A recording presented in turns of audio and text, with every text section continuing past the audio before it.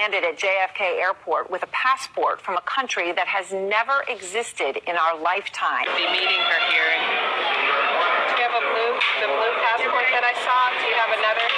ከጃፓን ቶኪዮ ተነስታ አሜሪካ ጆን ኤፍ ኬኔዲ አውሮፕላን ማረፊያ ላይ የተገኘች አንዲት ከየት እንደመጣች የማትታወቅ ሴት ፓስፖርቱ ላይ የተጠቀሰው ሀገርም በካርታም ላይ በኢንተርኔትም ላይ የሌለ እንደሆነ የተነገረላት ሴት ናት። እጅግ በጣም በርካቶችን አስደንግጧል። በርካቶችንም ደግሞ ለማወቅ በጣም ጉጉት እንዲኖራቸው አድርጓል። ሳምንታት ባልሞላ ጊዜ ውስጥም በጣም በርካታ ሚሊዮን ሰዎች ናቸው ይሄን ነገር ያዩት። እንደዚህ አይነት ታሪኮች ከዚህ በፊትም ተከስቶ ያውቃል። ይህ ታሪክ ኦክቶበር 6 2025 ከአሜሪካ ጆን ኤፍ ኬኔዲ ዓለም አቀፍ የአውሮፕላን ማረፊያ የወጣ መረጃ ነው።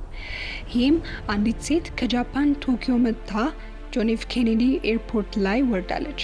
ከዛን ፓስፖርት ስትጠይቋት ግን ፓስፖርቱ ላይ የተጻፈው የሀገር ስም በካርታም በኢንተርኔትም ላይ ያለ አልነበረም። ይሄ ነገር በጣም አስደንጋጭ ነበረ። ከዛን በኋላ ግን የፓስፖርቱ ዝርዝር በተጨባጭ መንገድ ህጋዊ በሆነ መልክ ነው የተጻፈው። ባዮሜትሪክ ቺፕ አለው፣ ሌሎች ማህተሞችም በትክክል አሉበት። ነገር ግን በማንኛውም በዓለም ዳታቤዝ ላይ ወይም ካርታ ላይ ቶሪንዛ የምትባል ሀገር የለም።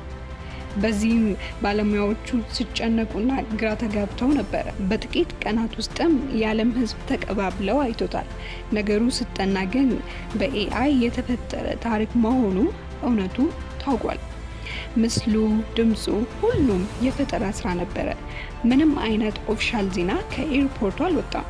ታዲያ ይህ ታሪክ መነሻ አለው።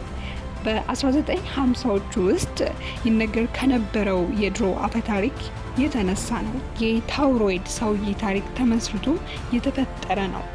በ1950ዎቹ የታውሮይድ ሰውዬን ታሪክ እስቲ ወደ ኋላ ተመልሰን ታሪኩ እንዲህ ነው።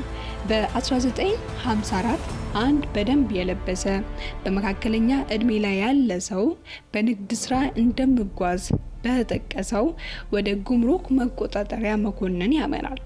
እነሱም በጃፓንኛ እባክዎትን በምን ልርዳዎት ይላሉ።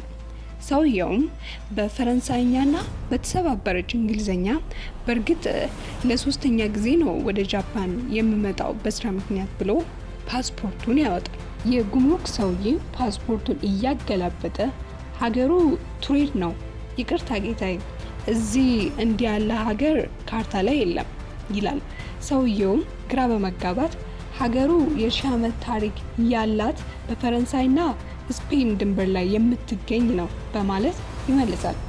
ወዲያው ተቆጣጣሪው የዓለም ካርታን ያወጣና የለም በማለት ያሳየዋል።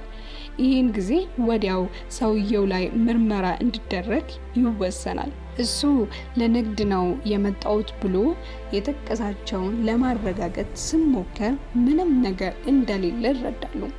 በመቀጠልም እሱ ያረፈበትን ብሎ ያለውን ሆቴል ፖሊሶች በውጭ በኩል እየጠበቁት፣ በማግስቱ ሰውየው በሮችም መስኮቶችም ዝግ ሆኖ ሳሉ መሰወሩን ከነሁሉ ዶክመንቶቼ ናቸው ብሎ ያሳያቸውን ምንም ሳይቀር ድራሹ መጥፋቱን በፈታሪክ የነበረ ነው።